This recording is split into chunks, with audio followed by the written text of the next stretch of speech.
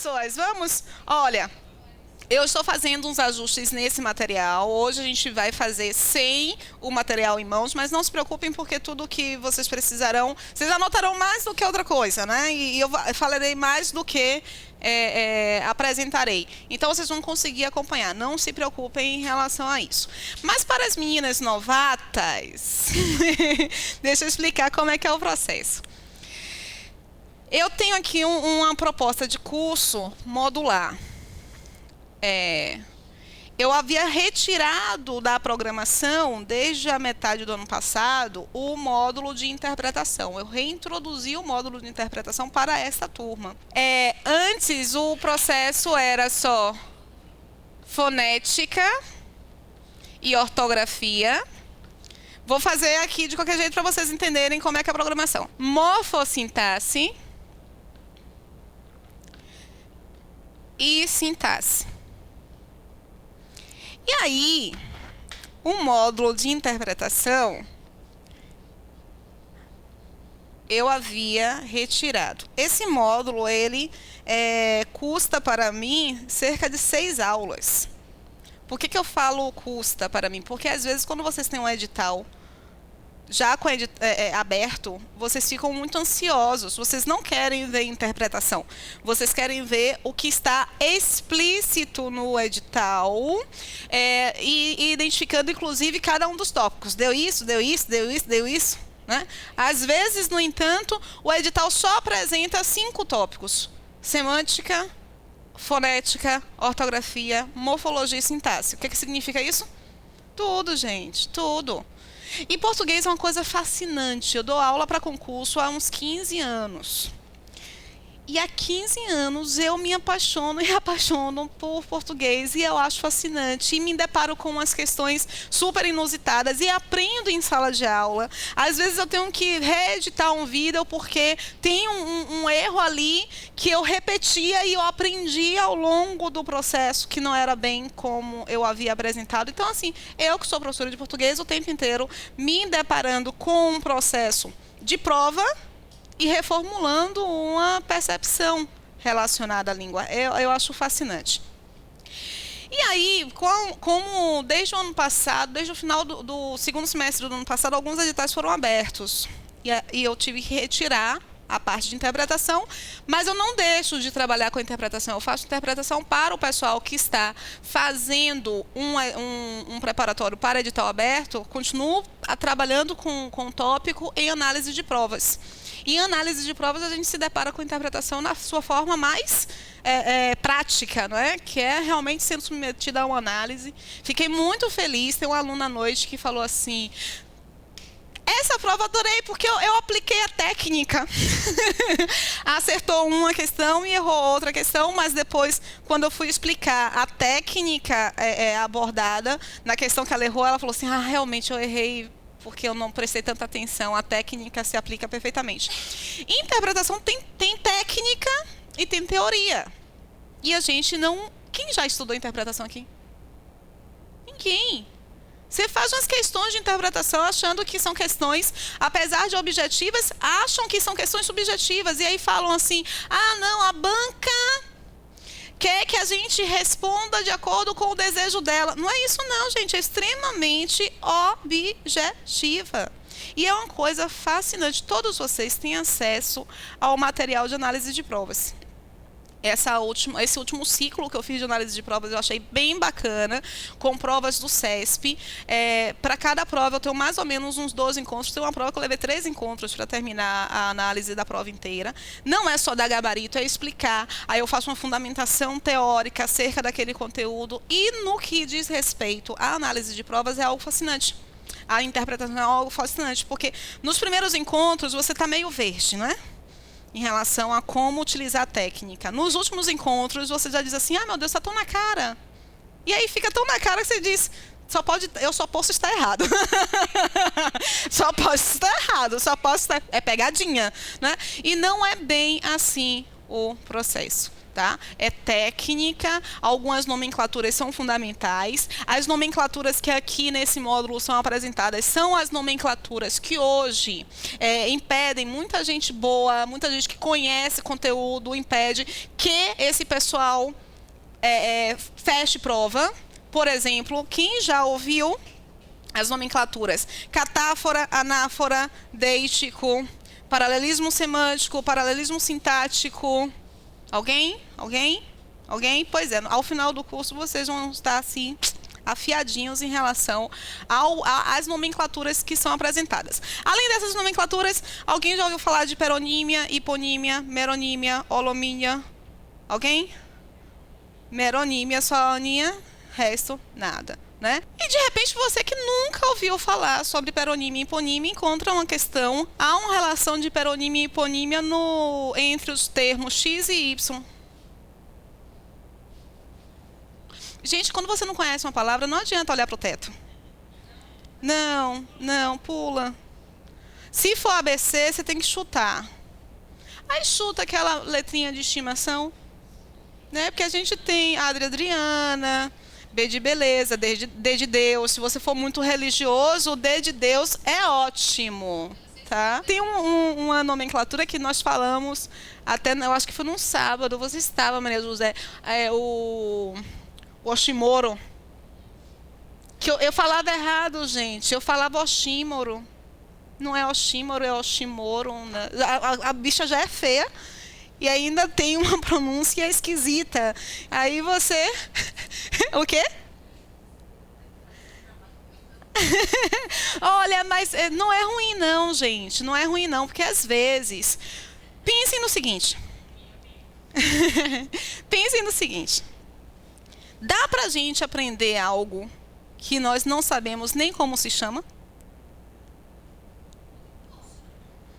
Não, por mais que você repita o conceito, então você tem que dar um nome àquilo, não é? Então, todas as vezes que eu trabalho algumas nomenclaturas, normalmente todas as nomenclaturas com as quais eu trabalho durante o curso, eu vou trabalhando o conceito da nomenclatura, porque quando vocês entendem perfeitamente o que aquilo significa, é mais fácil, não é?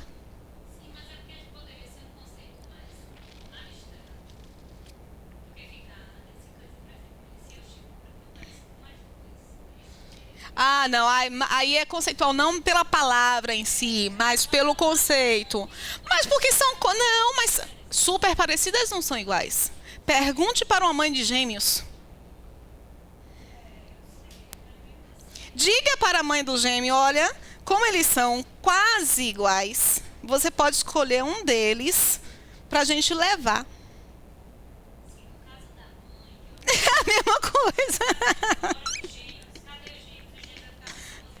Oh, meu Deus! Os gêmeos perdem a identidade. Repararam? A Adriana é muito má. São gêmeos? Ah, não. Mas são parecidíssimas. São 11 meses. Minha filha foi na época da amamentação. Foi na época da amamentação. Você sabe que dizem que não fica fértil, tará, aí ela aproveitou o mito. Ficou grávida.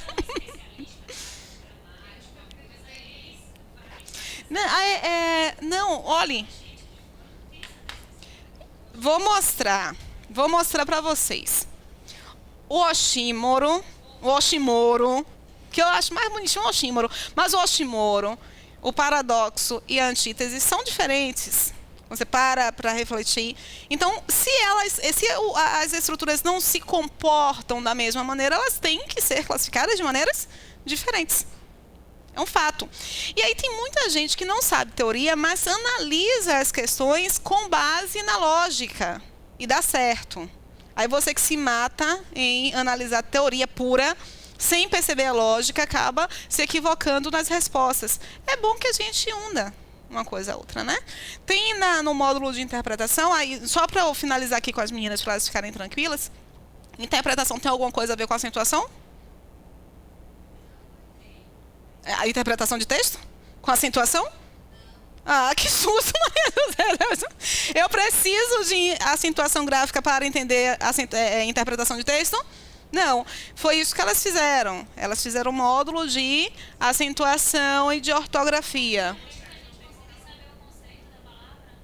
Ah, mas aí formação das palavras. Eu não preciso necessariamente, porque quando eu trabalhar com as nomenclaturas, eu vou ter que identificar o que significa cada estrutura. Sim. Não, exatamente. Não, mulher. Ah, não. É porque as teorias são distintas. As teorias são distintas. Eu não preciso identificar o que é uma paroxítona para uma questão de interpretação. Nesse viés. É lógico que, como a Adriana apresentou, o que eu busco indicar para os meus alunos? Que todas as coisas precisam ser refletidas no contexto. Nós não temos linguagem fora de contexto, temos? Existem duas nomenclaturas: hiperonímia, hiponímia.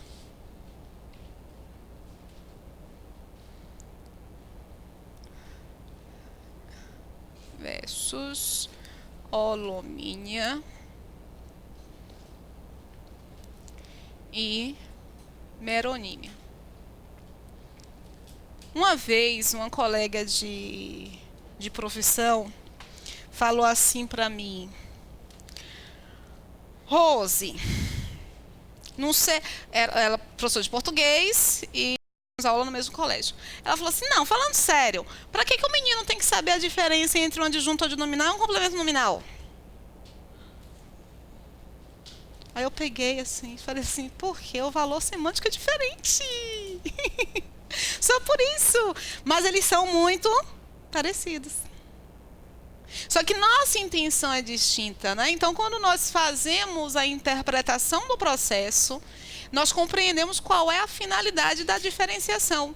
Enquanto nós não temos essa finalidade da diferenciação tão bem marcada, para nós vai ser como um Fusca cheio de japonês. Quase iguais. Mas vai trocar um japonês casado com a japonesa por outro japonês. Vê se ela vai querer. Não vai. Aí, quando nós entendemos as nomenclaturas, as coisas ficam mais claras. A palavra hiperonímia, eu posso dividir em duas estruturas significativas, né? Hiper, hipo, nímia e nímia. Esse O aqui é o que a gente chama de vogal de ligação. Ele não agrega valor semântico. O que é semântica mesmo? Sentido. Ele não agrega valor semântico, tá? Hiper significa o quê, gente? O que significa hiper? Grande. E hipo? Pequeno. Às vezes, quando as perguntas são muito óbvias, a gente fica com receio de responder, né? A gente fica com medo assim, pô, por que ela está perguntando isso? Pequeno e pouco, muito e pouco. Então, você tem aqui uma relação muito clara das estruturas que constituem essa palavra. O que significa anímia? Pensa em outras palavras que tenham anímia. Sinonímia. Antonímia. Sinonímia, não lembra? Sinônimo? E sinônimo significa o quê? Vocês sabem o que significa o sinônimo? Semelhante. Vocês sabem o que significa a estrutura sim? Em sinônimo, nós temos a estrutura sim. A estrutura sim, ela vai estar... Lógico que em sinônimo vai ser com N por causa da relação, tá? Da junção ali com as estruturas que constituem a palavra. Sinônimo são semelhantes o quê? São nomes semelhantes. Sinonímia são nomes semelhantes. Nímia significa, portanto, nome. Então, toda vez que vocês encontrarem nome, nímia significa nome, tá? Sinonímia, esse sim significa aproximação, que é a ideia da semelhança. Então, a aproximação é entre os nomes. Antonímia. Anto significa distanciamento. Então, distanciamento entre os nomes. Nímia, nome.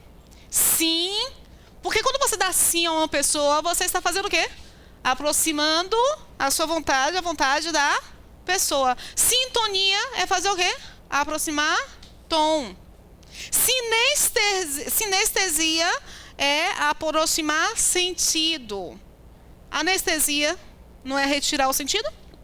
Sinestesia é aproximar sentido. Nós temos sinergia, que é aproximar energia. Ó, que bacana. É quando você consegue perceber. Que eu acho lindo isso, né? Quando você consegue perceber as coisas que cada estrutura vai agregar a uma palavra. Ó, chego a ficar arrepiada, não é por causa do frio. É emoção mesmo. É muito mais interessante. É algo que você começa depois de um tempo, e vocês vão ter no módulo de fonética e ortografia, eu tenho um momento para tratar justamente de formação das palavras. É um dos conteúdos mais bacanas em português. Isso é um conteúdo basilar, porque vai servir não somente para a formação das palavras em si, mas para a ortografia, para a acentuação, para a interpretação de texto, para a morfologia. O tempo inteiro eu estou retomando essa ideia da formação do termo, para que vocês entendam exatamente cada um dos termos que nomeiam os conceitos. Nós sabemos, portanto, que nímia significa nome. Então, o que é a hiperonímia? Nome grande. O que é hiponímia? Nome pequeno. Mas não é relacionado à extensão, é relacionado à ideia. Rose, não entendi. Em um texto que eu trato sobre baleias,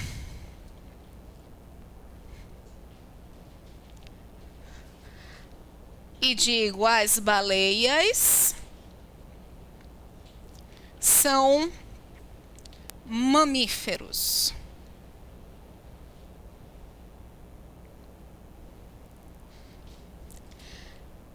A jubarte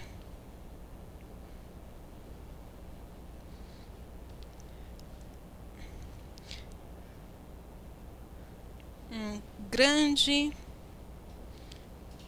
exemplo.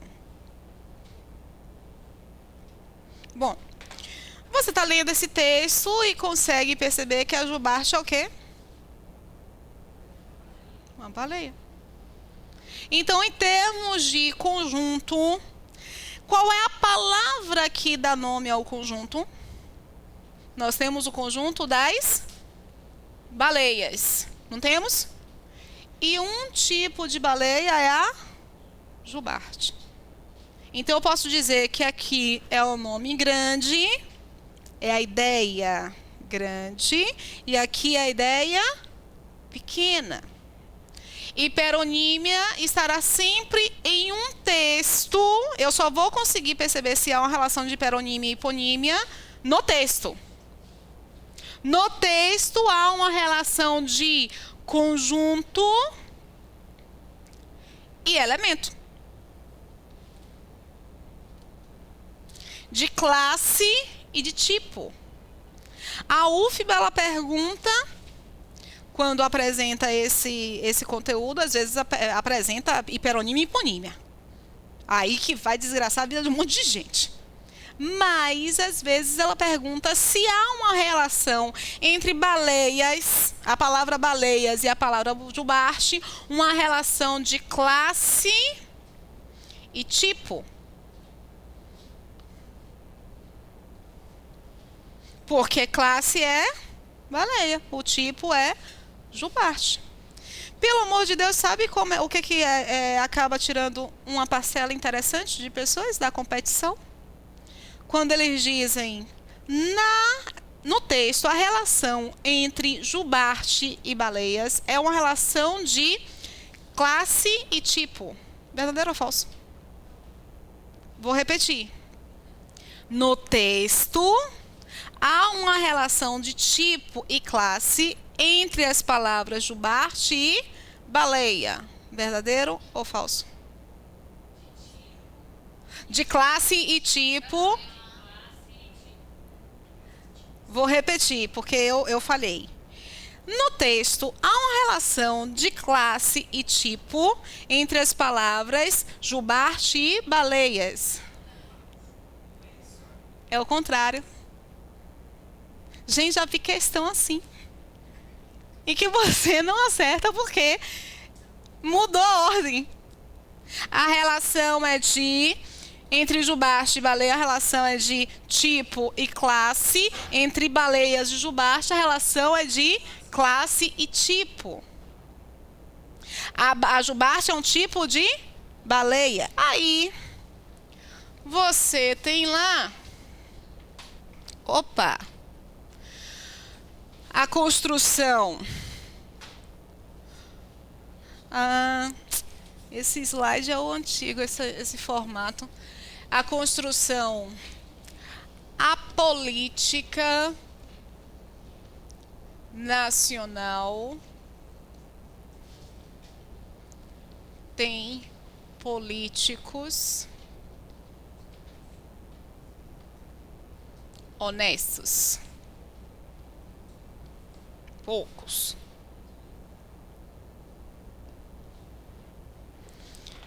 Bom, aí ele pega esse texto aqui e diz: política e políticos, há uma relação de hiperonímia e hiponímia nos termos política e políticos.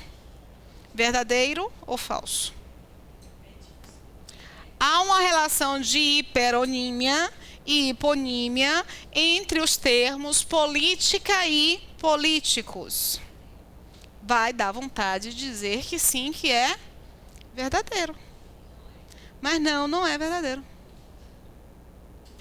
Mas Rose não está vendo que política é o maior e político é o menor? Sim, eu vejo isso. Por isso que há uma outra nomenclatura. Holo significa grande. Holocausto é o quê? Grande genocídio. Eu tenho aqui meronímia.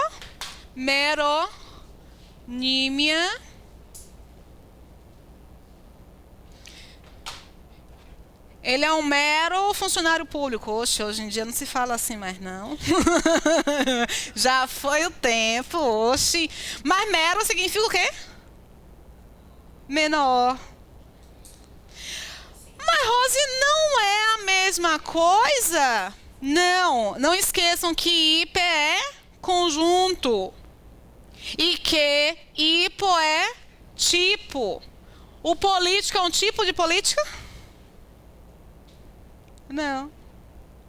Aqui eu não tenho uma relação de conjunto e tipo. Eu tenho uma relação de todo e parte.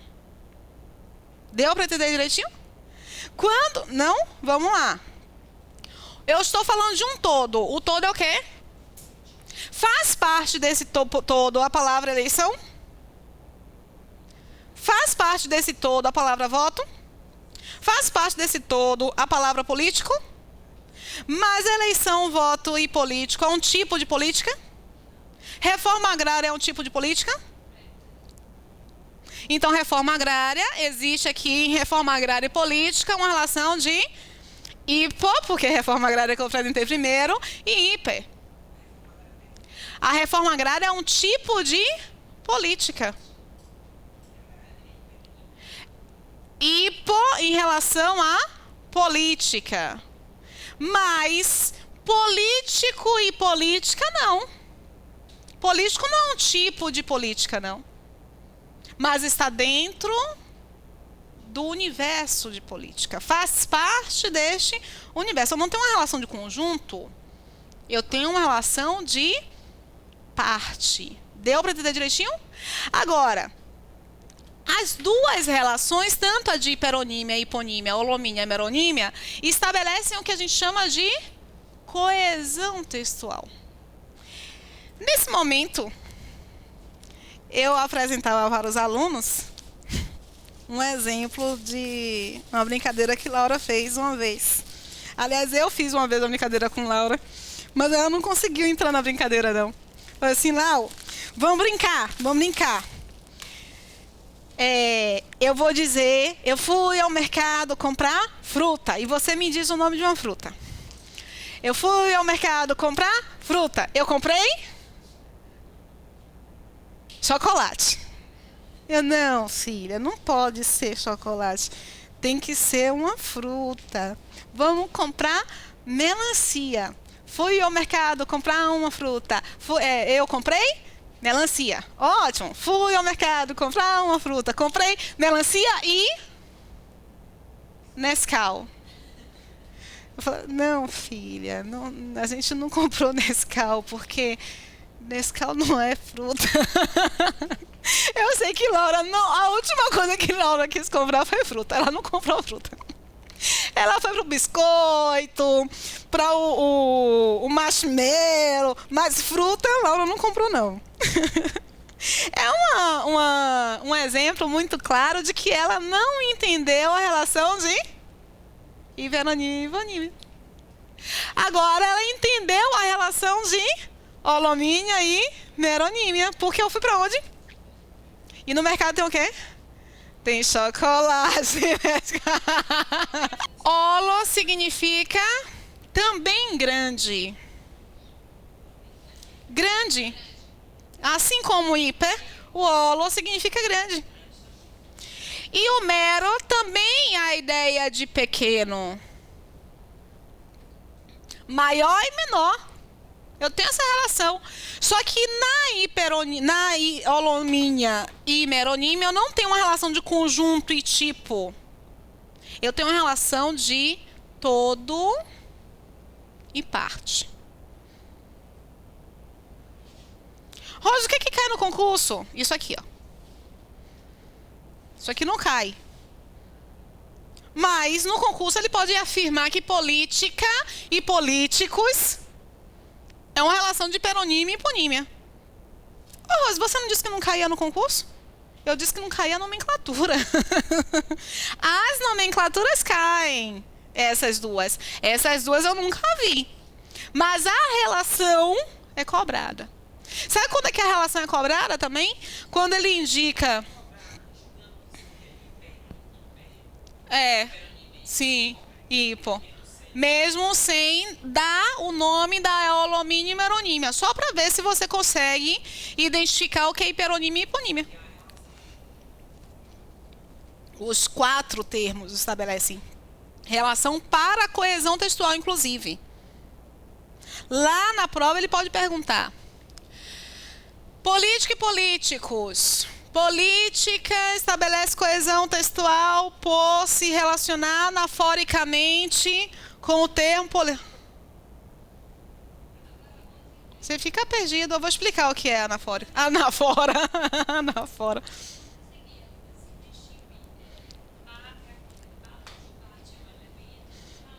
Sim. Não. Lembra da brincadeirinha com Laura? Você faz um conjunto de frutas. Você pode colocar um sapato lá dentro? Não. Repara só. Venham aqui, venham aqui. Venham aqui. Venham aqui.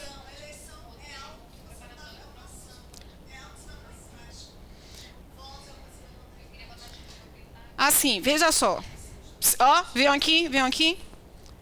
Me peça para fazer qualquer conjunto. Rose, faz um conjunto disso. Me peça aí.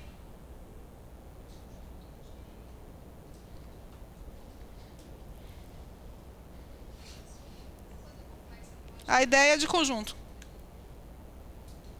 Se você me pedir para fazer um conjunto de flores, eu vou poder colocar um alface. Que a alface é uma folha. Não, a alface. Mas eu posso colocar couve-flor.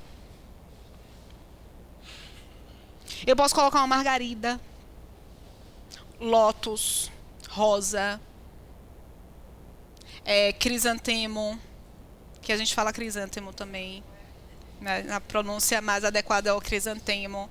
Mas as duas pronúncias são aceitáveis, tá?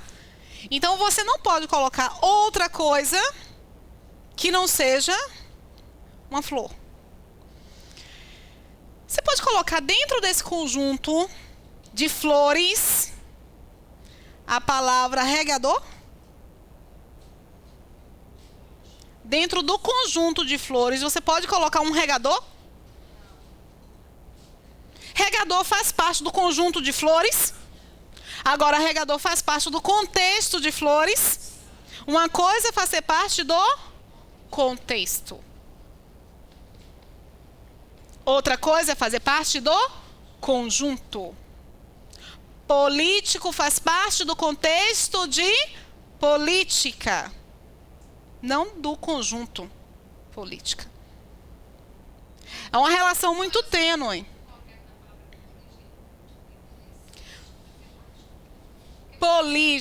Político honesto e político corrupto são tipos de políticos. Dentro desse conjunto de político, existem dois tipos. Indeciso é descarado. Aquele que vê a corrupção e se cala e está compactuando. Podem seus nomes. Sim, eu estou escrevendo sobre política e aí falo os políticos do Brasil e aí eu cito Ciro Gomes era contra o impeachment e Temer é a favor do impeachment. Pressupõe-se que dentro do contexto de política e dentro do conjunto de político nós temos o quê? Ciro Gomes e Michel Temer. Os dois são representações de político. Então, Miriam trouxe uma coisa bem interessante, que é justamente o fato de que eu não tenho só político honesto e político corrupto. Eu tenho os nomes, realmente, dos políticos. Tiririca. Parece brincadeira, mas tem um tempão que ele já faz parte desse grupo. Aí você tem uma interseção, ó. Eu quero que vocês me deem somente nomes de políticos que também estão na classe artística.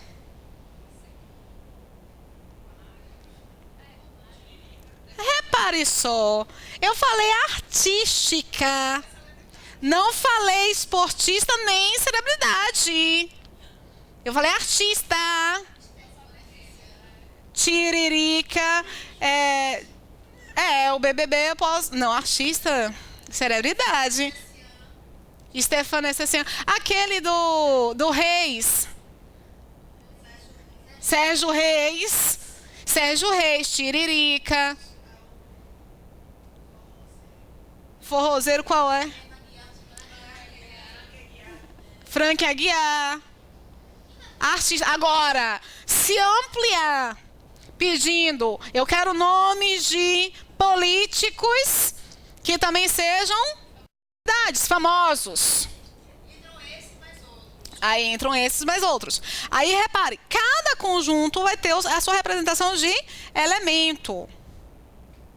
Mas quando eu falo sobre contexto, a palavra impeachment está no contexto de política. A palavra presidente está no contexto de política. Uma coisa é conjunto, outra coisa é contexto. Então, se é uma relação de conjunto, é hiperonímia e hiponímia. Se é uma relação de contexto, é meronímia e holomínia. Mas ambas as relações estabelecem o que a gente chama de coesão textual. Como é que a gente pode estabelecer coesão textual? Algo visual. É você encontrar uma palavra X relacionada com a palavra Y na sequência ou anteriormente. Deu para entender direitinho? Agora vejam só. Tá clareando, né? Coisa é massa. Tá assim, marrom. Marrom menos. Agora vejam, uma coisa interessante da aula de interpretação é o fato de que nós não saímos nem do primeiro slide, em que eu tenho somente a apresentação de curso extensivo de língua portuguesa. E essa é a gostosura de um curso extensivo de português. Você faz sem pressa mesmo, é para compreensão. Se eu trato de um tópico e percebo que aquele tópico ainda não foi claramente apresentado, a gente vai aprofundando.